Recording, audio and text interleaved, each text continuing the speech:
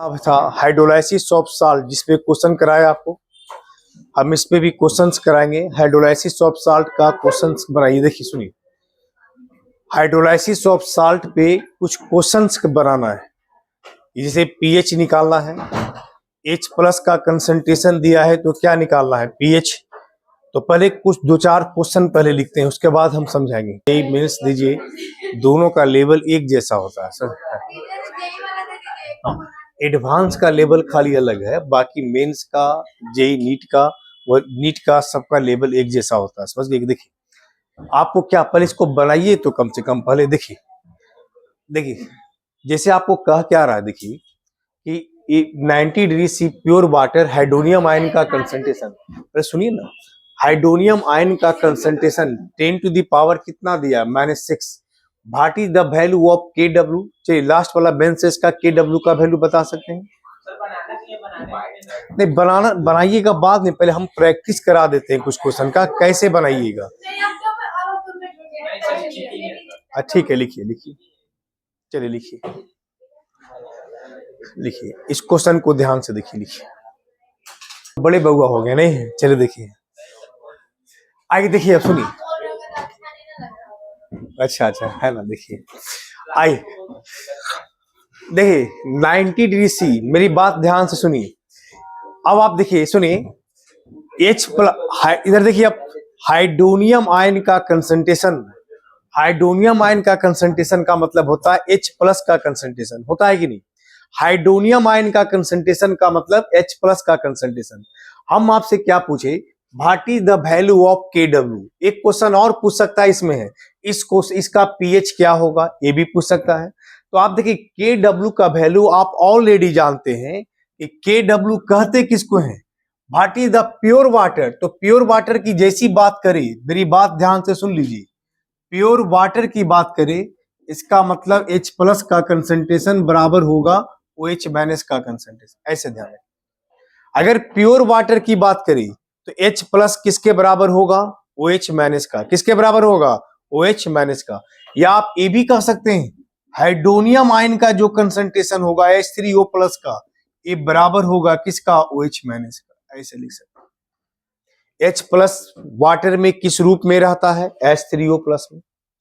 तो आप ये भी लिख सकते हैं, जितना H3O प्लस होगा उतना OH माइनस होगा। अब क्या दिक्कत है, अब Kw बराबर तो आप ऑलरेडी जानते हैं, H प्लस का कंसंट्रेशन इंटू OH माइनस का कंसंट्रेशन। या इसको आप लिख सकते हैं H3O प्लस का कंसंट्रेशन इंटू OH माइनस का कंसंट्रेशन, ये भी आप लिख सकते हैं। अब बोलिए H3O plus hydronium ion, hydronium ion का कंसंट्रेशन कितना है, 10 टू द पावर -6। और जितना H3O होगा उतना ही क्या होगा, OH। किस केस में, वाटर के केस, प्योर वाटर के केस। तो बोलिए जितना AB हो गया 10 टू द पावर -6, तो कितना हो गया 10 to the power -2, B number. Clear हो गया। आइए सुनिए, उसके बाद अगर इसी ऊपर का क्वेश्चन का अगर कोई पीएच पूछता कि पीएच क्या होगा, इधर से कोई क्वेश्चन बताइए, ये पूरे बॉयज में सब बताइए, कोई इसका पीएच क्या होगा।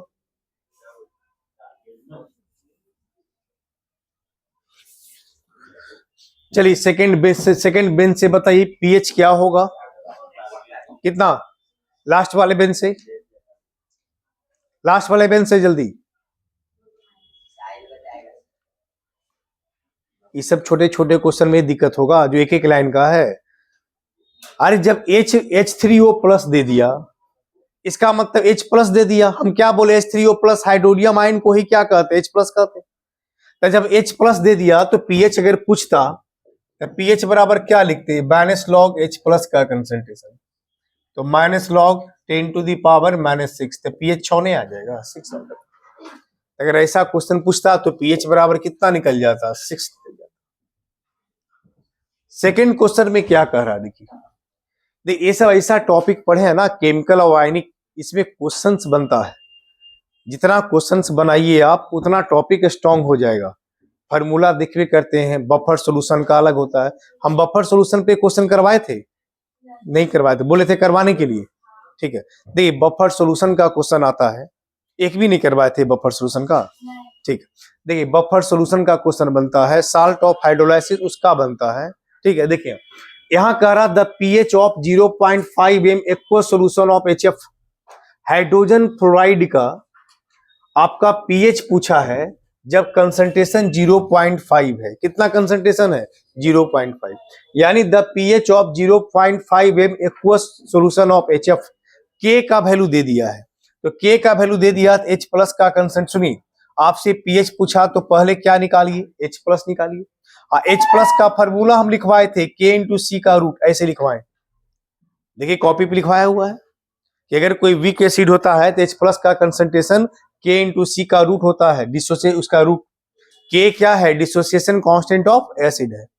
तो आप एक K का वैल्यू तो दे ही दिया है, कितना दे दिया है? 2 गुना 10 के पावर -4, और यहां भी वैल्यू दिया हुआ 0.5, तो 0.5 दिया हुआ तो इसको लिखेंगे K 0.5, यहां से निकाल लीजिए।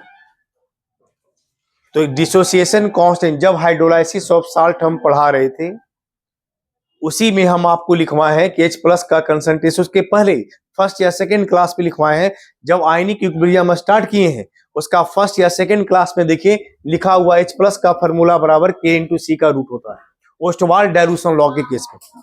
ठीक है, ओस्टवाल डाइल्यूशन लॉ के केस में H प्लस का concentration equal to K into C का रूट, और OH का कंसंट्रेशन बराबर लिखवाए थे KB इंटू सी का रूट, बोले थे फॉर्मूला याद रखिएगा, क्वेश्चन आता है उस पे फॉर्मूला भी लास्ट में आया था, देखिए ना कॉपी पे लिखा हुआ आपका है, नहीं मिलेगा तब ना कहीं, देखिए वो क्या क्या लिखवा दिए, देखिए यहाँ ये फॉर्मूला तो आपको याद रखना पड़ेगा, पढ़िएगा तो सब समझ में ठीक से आ जाएगा। देखिए कॉपी में है कि नहीं फॉर्मूला। अब आए देखिए, तो H प्लस का इसका अब H प्लस निकाल दीजिए, बोलिए 5 दूनी कितना आ जाएगा? 10, 10 का मतलब हो जाएगा 1, 5 दूनी 10 हुआ ना, 10 का मतलब कितना होगा? 1, क्योंकि 0.5 है, तो इसका मतलब 1 इंटू 10 टू द पावर -4, इसका आएगा value 1 into 10 to the power -4 का रूट, 1 हटा दीजिए कितना आ गया? 10 टू द पावर -2। अब यहां से H प्लस निकल गया, अब H प्लस निकल गया तो क्या निकाल सकते हैं? पीएच निकाल सकते हैं, तो बोलिए पीएच बराबर कितना हो जाएगा? माइनस लॉग H प्लस, तो minus log 10 to the power -2 minus minus plus 2 log 10, तो कितना आ जाएगा? पीएच इक्वल टू 2 आ जाएगा। पीएच बराबर कितना आ जाएगा? 2 आ जाएगा। क्लियर हो गया ना? H प्लस जितना पावर दे दे वही वैल्यू क्या कहलाता है? पीएच। क्या कहलाता है? पीएच कहलाता है। चलिए लिखिए इसको, इतना दोनों क्वेश्चन का सॉल्यूशन लिखिए। तीसरा बना, ये तीसरा किसका बना, चौथा किसका बना वो देखिए। हम जितने क्वेश्चंस कराते हैं आपका एक वर्क इतना भी है कि उसी क्वेश्चन को घर पे जा करके 2 बार 3 बार बनाइए, अब फिर भी क्वेश्चन में अगर कहीं डाउट लगे तो हमसे क्या कीजिए, पूछिए कि सर एक क्वेश्चन हमको फिर भी नहीं समझ में आया।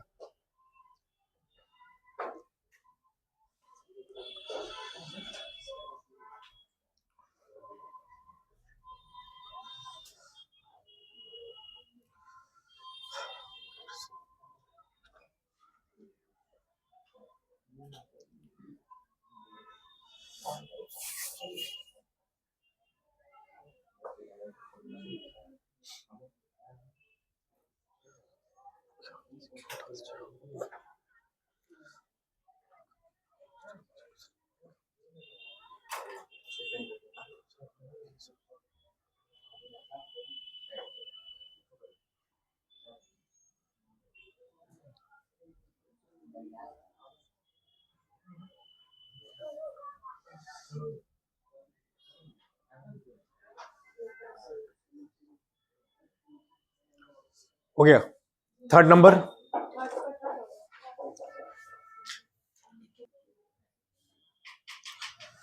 यानी H प्लस, क्वेश्चन नंबर 4 भी थोड़ा बढ़िया क्वेश्चन है। पूछा है 50 ml का सॉल्यूशन जिसका पीएच 5 है, वो मिक्स किया गया 50 ml का सॉल्यूशन जिसका पीएच 2 है। आपसे पूछा the pH of mixture will be, कैसे निकालिएगा पीएच? 50 ml का सॉल्यूशन है जिसका पीएच 1 है और 50 ml का सॉल्यूशन है जिसका पीएच 2 है। आपको दोनों सॉल्यूशन को मिला दिया गया, मिलाने के बाद पूछा है कि सॉल्यूशन का पीएच क्या होगा। क्या पूछा है? सॉल्यूशन का पीएच क्या होगा।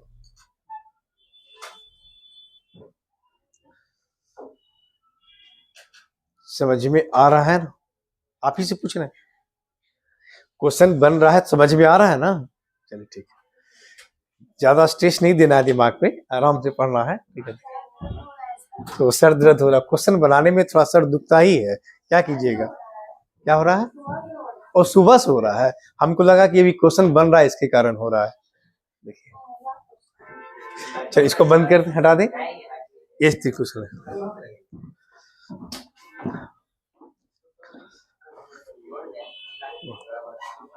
चौथा बनाइए, चौथा नंबर क्वेश्चन लिखे 4 का, 4 लिख लिए। हाँ, 4 में थोड़ा सा सोचना है, बाकी 3 तो आसान था, चौथा भी बताते हैं, तो ध्यान से देखिए। देखिए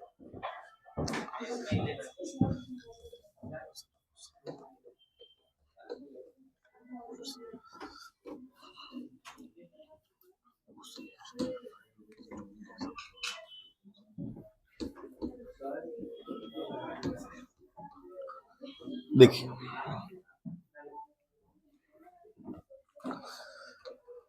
देखिए यहाँ क्या कह रहा, देखिए 50 ml का एक सोल्यूशन था,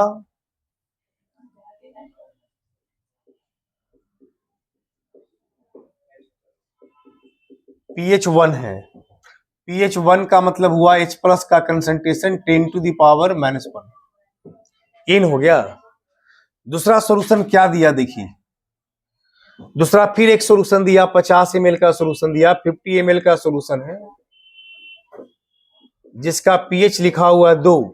अब pH 2 का मतलब हुआ कि H प्लस का कंसंट्रेशन हो गया 10 टू द पावर -2। देखिए दोनों सोल्यूशन का pH लिखा हुआ है, 50 ml सोल्यूशन है, वो भी 50 ml है, एक का pH 1 है, दूसरे का pH 2 है। पहले का H प्लस का कंसंट्रेशन 10 टू द पावर -1 है, दूसरे का H प्लस का कंसंट्रेशन 10 टू द पावर -2 है। ये लिखा हुआ है आपका। आपसे क्या पूछा है, तो आपसे पूछा the pH of the mixture will be nearly, दोनों को मिलाने के बाद पूछा सॉल्यूशन का pH क्या होगा, क्या होगा बताइए। तो सबसे पहला देखिए, इसका आप ऐसे फॉर्मूला निकालिएगा, M1V1 प्लस M2V2 बराबर होगा molarity of mixture into volume of mixture. देखिए हम पहला का मोलरिटी H प्लस का कितना दिया हुआ 10 टू द पावर -1 और वॉल्यूम कितना दिया हुआ है 50 ml प्लस दूसरे सॉल्यूशन का मोलरिटी H प्लस का कंसंट्रेशन 10 टू द पावर -2 और वॉल्यूम कितना है 50। यही पूछा है मोलरिटी ऑफ मिक्सचर और टोटल वॉल्यूम कितना हो गया मिक्सचर का 100। अब यहां से A निकाल दीजिए, molarity of mixture, molarity of जो मिक्सचर आएगा ना, देखिए वह हो जाएगा H प्लस का कंसंट्रेशन, A निकल जाएगा। तो दोनों मिलाने के बाद H प्लस का अमाउंट निकालना है। पहला सॉल्यूशन, मेरी बात सुनिए, पहला सॉल्यूशन और दूसरा सॉल्यूशन दोनों का M1V1 M2V2 करके आप मोलरिटी ऑफ मिक्सचर निकाल दीजिए, मोलरिटी ऑफ मिक्सचर निकल जाएगा। तो फिर हम क्या निकाल सकते हैं, H प्लस का कंसंट्रेशन, क्योंकि H प्लस का जो कंसंट्रेशन होगा वो इसी के बराबर होगा, मोलरिटी ऑफ मिक्सचर के बराबर। किसके बराबर होगा, मोलरिटी ऑफ मिक्सचर के बराबर होगा। यहां से मोलरिटी ऑफ मिक्सचर निकाल दीजिए, मतलब H प्लस का वैल्यू निकाल दीजिए। तो बोले यहां कितना हो जाएगा, देखिए 10 के पावर -1 मतलब 0.1, 0.1 आया तो इसका मतलब कितना आ जाएगा 5 आएगा ना, 50/10 5 यहां भी आएगा, 50/100 है यहां, तब यहां कितना आएगा 0.5 बराबर मोलरिटी ऑफ मिक्सचर इंटू 100। तो बोलिए मोलरिटी ऑफ मिक्सचर बराबर कितना हो गया 5.5/100, मतलब यानी हो गया 5.5 10 टू द पावर -2, यानी H प्लस का कंसंट्रेशन मिक्सचर बराबर हो जाएगा 5.5 10 टू द पावर -2 हो गया। अब जब H प्लस निकल गया तो आप सोल्यूशन का pH निकाल दीजिए, pH बराबर क्या होता है -log H प्लस का concentration -log 5.5 10 to the power -2। बोले यहां से नहीं निकल जाएगा, अब log 5.5 टेबल में वैल्यू देख लीजिए। किसी के पास एनसीईआरटी बुक है, किसी के पास एनसीईआरटी का बुक है, उसमें log है तो देखिए log 5.5 का वैल्यू कितना, वो घर पे है। इसको आप सोल्व कर सकते हैं ना, देखिए यहाँ भी हम पूरा सोल्व कर देते हैं, थोड़ा देखिए -log 5.5 अब plus log 10 to the power -2, यहां हो जाएगा माइनस log 5.5, अब प्लस माइनस -2 log 10, यहां हो जाएगा minus log 5.5 minus minus +2 log 10 का वैल्यू 1। अब देखिए इसमें क्या करना है, 2 में log 5.5 का वैल्यू घटा देना है, जो आएगा वो आंसर हो जाएगा, ये नहीं कीजिएगा। तो टेबल में देख लीजिएगा 5.5 का वैल्यू कितना आता है। जैसे log 6 का वैल्यू कितना होता है, log 2 गुना 3, तो log 2 प्लस log 3 मतलब 0.7 के आसपास आता है log 6 का वैल्यू। तो 0.7 से थोड़ा सा वैल्यू इसका क्या आएगा, कम आएगा, एप्रॉक्स आंसर आ जाएगा। ठीक है, लिखिए इसको, लिख लीजिए।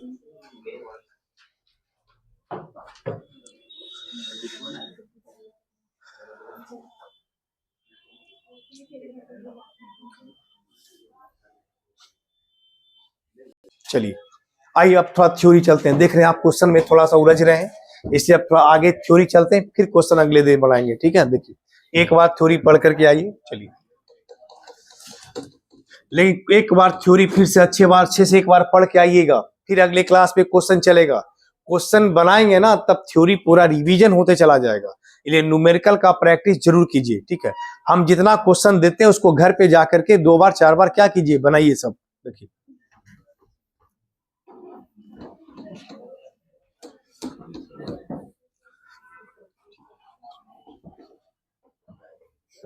देखिए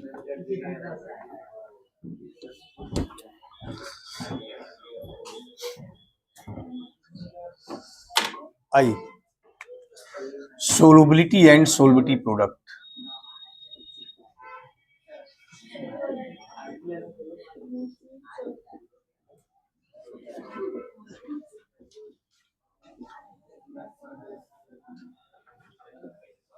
देखिए सोलबिलिटी और सोलबिलिटी प्रोडक्ट, ध्यान से बच्चों देखिए, सोलबिलिटी और सोलबिलिटी प्रोडक्ट क्या होता है, सुनिए, गप नहीं कर रहा है। सोलबिलिटी किसको कहते हैं, अरे बोर्ड देखो ना, देखिए यहां सब आप लोग भी देखिए, सोलबिलिटी और सोलबिलिटी प्रोडक्ट किसको कहते हैं वो देखिए।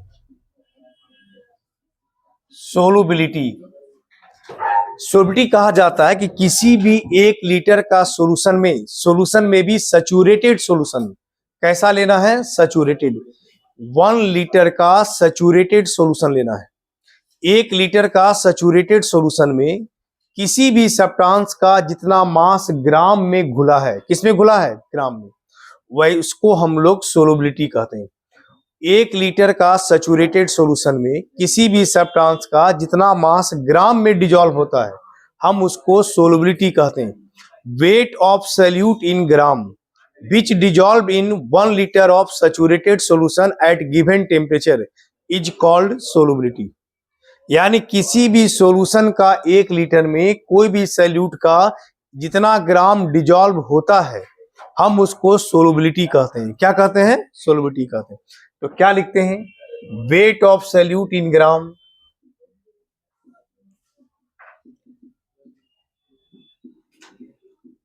विच dissolve in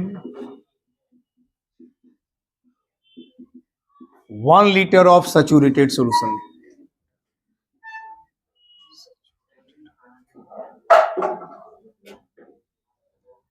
weight of solute in gram which dissolve in 1 liter of saturated solution at given temperature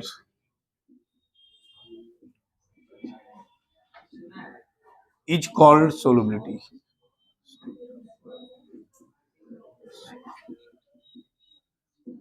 देखिए, weight of solute in gram which dissolve in 1 liter of saturated solution at given temperature is called solubility। मेरी बात ध्यान सुनिए, 1 litre का saturated solution लेना है किसी भी दिए गए टेम्परेचर पे।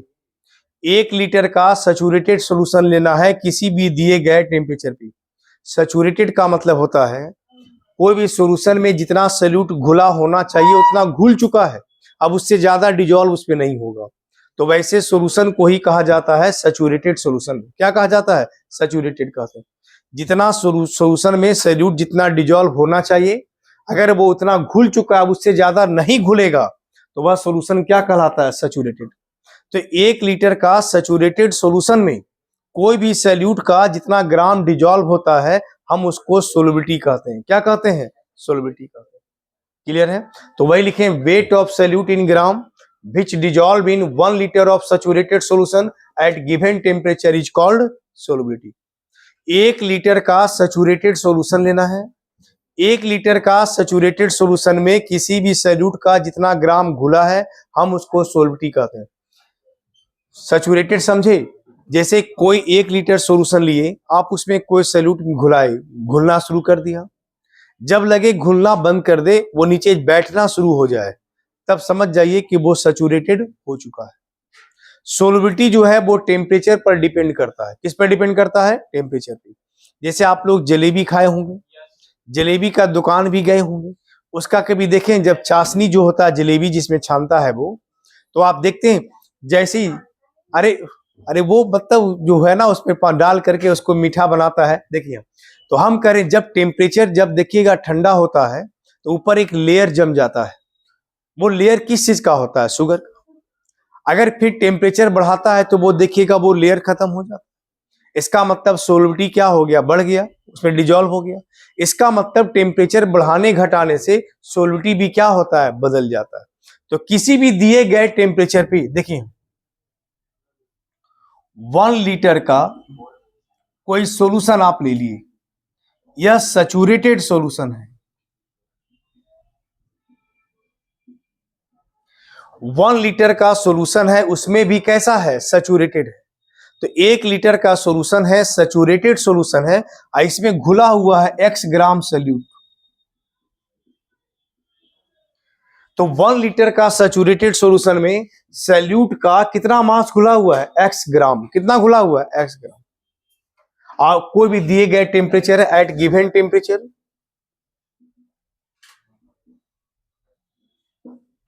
तो किसी भी दिए गए टेम्परेचर पे सैल्यूट कितना ग्राम घुला हुआ है? x ग्राम। कितना ग्राम घुला हुआ है? x ग्राम। तो x ग्राम कोई 1 लीटर का कोई सॉल्यूशन था, सैचुरेटेड सॉल्यूशन है, और सैचुरेटेड सॉल्यूशन में सैल्यूट का कितना मास घुला हुआ है? x ग्राम। तो आपसे कोई सोलबिलिटी पूछा, सोलबिलिटी बराबर क्या लिखेंगे? x ग्राम पर लीटर सॉल्यूशन। तो सोलबिलिटी बराबर क्या लिखेंगे? x ग्राम पर लीटर सॉल्यूशन। क्या लिखेंगे? x ग्राम पर लीटर सॉल्यूशन लिखेंगे। दूसरा आप देखिए, यहां इसको मोल के टर्म में भी कह सकते हैं, इसको आप ऐसे भी कह सकते हैं, number of moles of solute present in number of moles of solute present in 1 liter of solution at given temperature।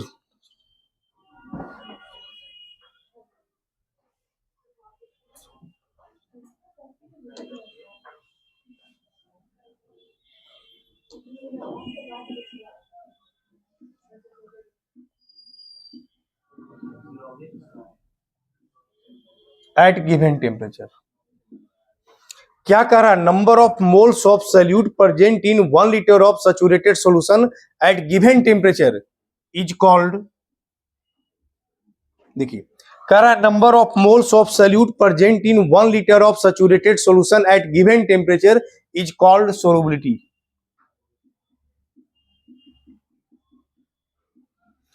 कह रहा है एक number of moles of solute जो प्रेजेंट होता है 1 लीटर का सैचुरेटेड सॉल्यूशन है किसी भी दिए गए टेम्परेचर पे, इज कॉल्ड क्या कहलाता है? सोलबिलिटी। जैसे आप देखिए, मान लीजिए 1 लीटर का सॉल्यूशन आप लेते हैं, 1 लीटर का सॉल्यूशन लेते हैं, ये सैचुरेटेड सॉल्यूशन है।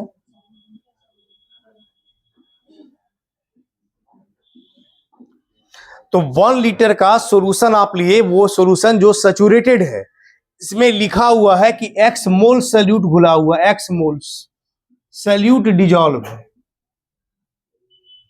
x मोल सॉल्यूट क्या है? डिजॉल्व है। ये लिखा हुआ एट गिवन टेम्परेचर, किसी भी दिए गए टेम्परेचर पे। तो किसी भी दिए गए टेम्परेचर पे 1 लीटर का सॉल्यूशन में सॉल्यूट का x मोल घुला हुआ है, तो सोलबिलिटी इसको कितना लिखेंगे? सोलबिलिटी बराबर x मोल पर लीटर सोल्यूशन। तो सोलबिलिटी इक्वल टू क्या लिखेंगे, x मोल पर लीटर सोल्यूशन। क्या लिखेंगे, x मोल पर लीटर सोल्यूशन। लिखिए इसको।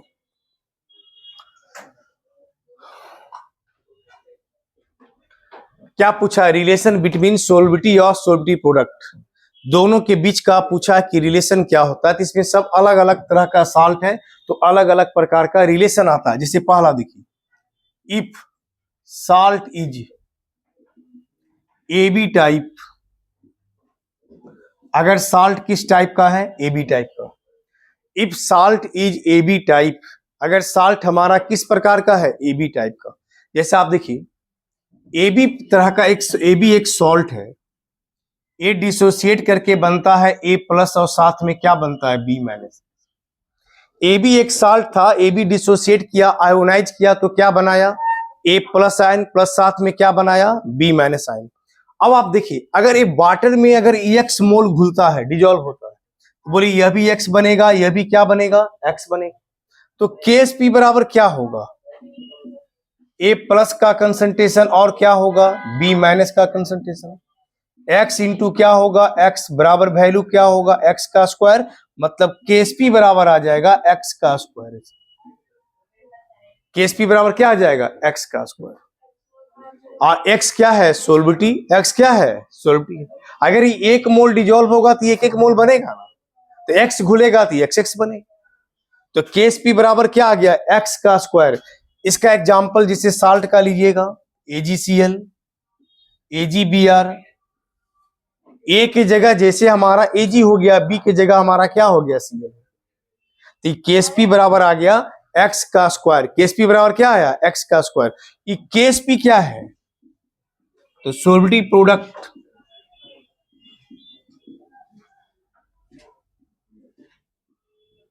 और x यहां पर क्या है, सोलबिलिटी। x क्या है, सोलबिलिटी। तो इसका मतलब x का वैल्यू दे दे तो हम केएसपी निकाल सकते हैं, या केएसपी दे दे तो क्या निकाल सकते हैं, x का वैल्यू निकाल सकते हैं। चलिए लिखिए इसको इतना।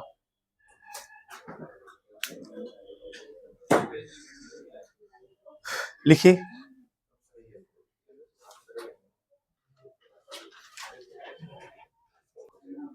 देखिए तो आपको एक पहला था कि यदि साल्ट आपका ए बी टाइप होगा इस प्रकार का, तो केएसपी का वैल्यू किसके बराबर आएगा, एक्स का स्क्वायर। किसके बराबर आएगा, एक्स का स्क्वायर आएगा।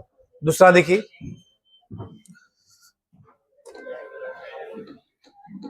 देखिए सेकंड नंबर में,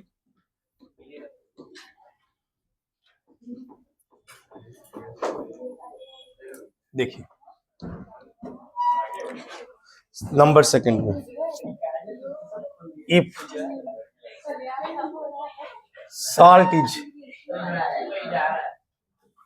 AB2 टाइप। देखिए अगर कोई साल्ट, देखिए आप लोग पढ़ाई पर ध्यान नहीं देते हैं बोर्ड पर, देखिए इसी फिर आपसे क्वेश्चन नहीं बनेगा, सिर्फ आप कॉपी पे लिख लीजिएगा बस, यही रहे। एक फिर कह रहा है, यदि साल्ट आपका AB2 टाइप है, किस टाइप का साल्ट है, AB2 टाइप। अगर AB2 टाइप का अगर कोई साल्ट होगा, देखिए यहाँ AB2 अगर ये डिसोसिएट करता तो ए बनता है +2b बनेगा, इस पर माइनस हो जाएगा, इस पर क्या हो जाएगा, प्लस। अगर यह x मोल पर लीटर डिजोल्व होगा तो ये भी x बनेगा, तो ये कितना बनेगा, 2x। अगर AB2 टाइप का सॉल्ट था, अगर वाटर में डिजोल्व होकर के AB2 टाइप x मोल टूटता है तो हमारा A2 + x बनेगा, अब B माइनस कितना बनेगा, 2x बनेगा। 1 टूटने से 1 बनता है, 2 बनता है, तो x टूटने से x बनेगा, ये क्या बनेगा, 2x बनेगा। तो देखिए, तो KSP बराबर क्या लिखिएगा, देखिए KSP बराबर A2+ का कंसंट्रेशन और B माइनस का कंसंट्रेशन, ये 2 है तो क्या हो गया, स्क्वायर। यहां देखिए x, यहां क्या हो गया, 2x का स्क्वायर, कितना हो जाएगा, 4x3। बोले KSP बराबर क्या होगा, 4x3। तो सोलबिलिटी प्रोडक्ट KSP बराबर क्या हो जाएगा, 4x3। क्या हो जाएगा, 4x3। तो अगर कोई कंपाउंड AB2 टाइप का होगा तो ये याद रखिएगा, सोलबिलिटी प्रोडक्ट बराबर आएगा 4x3। क्या आएगा, 4x3 आएगा। ऐसे इतना वैल्यू आएगा। देखिए जैसे एग्जांपल में अगर कोई कंपाउंड Ab2 टाइप का, इसका साल्ट का एग्जांपल जैसे कैल्शियम फ्लोराइड, ऐसे साल्ट कैसा है Ab2 टाइप, मतलब क्या हो गया, ए की जगह कैल्शियम, बी की जगह क्या हो गया, फ्लोरीन। तीसरा देखिए, देखिए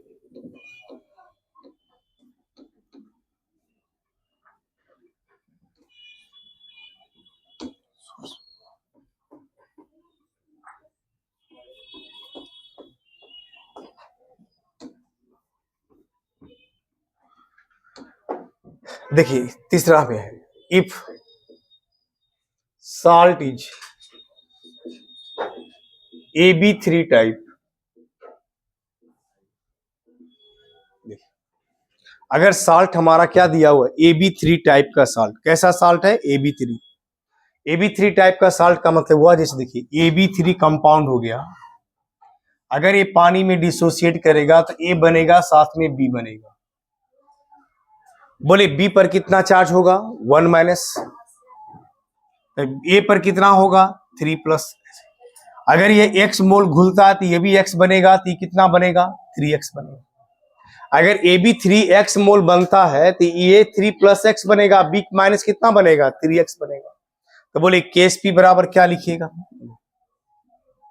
A3 प्लस का कंसंट्रेशन ऐसे, अब B माइनस का कंसंट्रेशन, यहाँ पावर 3 कर दीजिए, बोले यहाँ X हो जाएगा, यहाँ क्या हो जाएगा, 3X पे पावर Q हो जाएगा, तो X हो गया, 3 तिया 9 तिया 27X Q हो जाएगा, 27X4 हो जाएगा। तो KSP बराबर कितना हो जाएगा, 27X4 ऐसे। तो KSP बराबर कितना हो जाएगा, 27 हो जाएगा। तो KSP का वैल्यू आ गया 27X4। एक कप जब कंपाउंड इस टाइप का साल्ट होगा, जैसे इसका एग्जांपल हो गया अल्युमिनियम फ्लोराइड, कंपाउंड कैसा हो गया, अल्युमिनियम फ्लोराइड ऐसे। तो अगर कंपाउंड Al3 दे दे, अल्युमिनियम फ्लोराइड दे दे, तो KSP बराबर क्या लिख सकते हैं, 27X4, क्या लिख सकते हैं, 27 27X4 लिख सकते हैं। पांचवा चौथा देखिए, इफ यदि साल्ट इज A2B3 टाइप, अगर साल्ट कैसा दे दे, A2B3 टाइप, कैसा दे दे, A2B3, इसका जरा अपने से बना के दिखाइए, कितना आंसर आएगा, बना के दिखाइए। हम क्या बोले, अगर यह वाटर में X मोल पर लीटर डिजोल्व होता है, A2B3 कितना घुलता है, X मोल, तो अगर वाटर में X मोल पर लीटर डिजोल्व होता है तो ये बनेगा 2X मोल, ये बनेगा 3X मोल। अगर A2B3 X मोल पर लीटर डिजोल्व होता है तो बोलिए 2A3 प्लस 2X बनेगा, B माइनस क्या बनेगा, B पर 2 माइनस क्या बनेगा, 3X बनेगा। तो बोलिए KSP बराबर क्या हो जाएगा, बोलिए A3 प्लस का कंसंट्रेशन, इस पे पावर 2, अब B माइनस का कंसंट्रेशन, इस पे पावर कितना हो जाएगा, 3 है तो 3 हो जाएगा 3। अब आप बोलिए यहां ध्यान से, A आया 2X, A आया 3X, ये हो गया 4X का स्क्वायर, 3 तिया 9 तिया 27X3, कितना हो गया 108X5। तो बोलिए KSP बराबर कितना हो गया, 108X5, यहां से आ गया। तो KSP बराबर कितना आ गया, 108X5। तो एक कप, इसका एग्जाम्पल कोई पूछेगा, इसका एग्जाम्पल आ जाएगा AS2S3 आर्सेनिक सल्फाइड, क्या हो गया, आर्सेनिक सल्फाइड, AS2S3, इसका नाम हो गया आर्सेनिक सल्फाइड। देखिए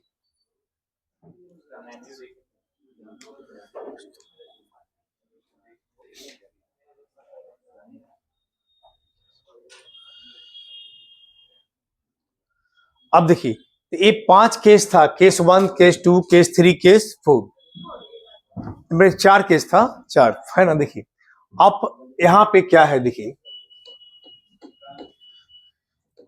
देखिए एक चीज ध्यान रखिए, एक KSP कब निकालते हैं, यह KSP सोल्यूबिलिटी प्रोडक्ट आप कब निकालते हैं, मेरी बात सुनिए, एक KSP कब निकालते हैं, जब एक कंप्लीट आयन में टूट जाता है, तभी नहीं निकालते हैं।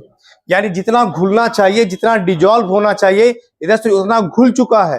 मतलब सॉल्यूशन कैसा है? सैचुरेटेड। कैसा है? सैचुरेटेड। जब सॉल्यूशन सैचुरेटेड है उस समय आयन के कंसंट्रेशन का जो प्रोडक्ट निकालते हैं वह प्रोडक्ट हमारा क्या कहलाता है? Solubility product. क्या कहलाता है? सोल्युबिलिटी प्रोडक्ट कहलाता है। यानी जब हम आयन का कंसंट्रेशन लेते हैं, आयन के कंसंट्रेशन का जो प्रोडक्ट का वैल्यू होता है, गुणनफल का प्रोडक्ट, मतलब उस प्रोडक्ट के वैल्यू को हम केएसपी कहते हैं। अब आप मेरी बात सुनिए, यदि मान लीजिए ये सैचुरेटेड नहीं है, आप उस समय ये दोनों का कंसंट्रेशन का प्रोडक्ट लेंगे तो वह केवल आयनिक प्रोडक्ट कहलाएगा। क्या कहलाएगा? Ionic product. और वही सॉल्यूशन सैचुरेटेड है, उस समय जो आयनिक प्रोडक्ट होगा उस आयनिक प्रोडक्ट को हम सोल्युबिलिटी प्रोडक्ट बोलेंगे। क्या बोलेंगे? सोल्युबिलिटी प्रोडक्ट बोलेंगे। ये सब देखिए, केस ए में आइए। इफ आयोनिक प्रोडक्ट अगर बराबर हो जाए, अगर किसी सॉल्यूशन का दिया हुआ है कि आयनिक प्रोडक्ट जो है वो इक्वल है, बराबर है किसका? देखिए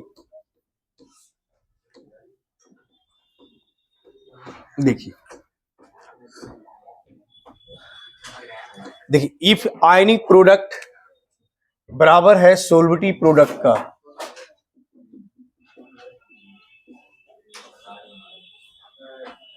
देखिए करा इफ आयनिक प्रोडक्ट बराबर है किसका? सोल्युबिलिटी प्रोडक्ट का। किसका बराबर है? Solubility product. तो याद रखिएगा सॉल्यूशन हमारा कहलाएगा सैचुरेटेड।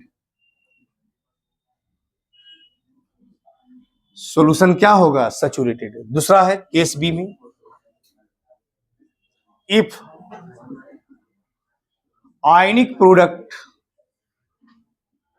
अगर ग्रेटर हो जाए सोल्युबिलिटी प्रोडक्ट का, यदि आयनिक प्रोडक्ट बराबर हो जाए किसका? सोल्युबिलिटी प्रोडक्ट का।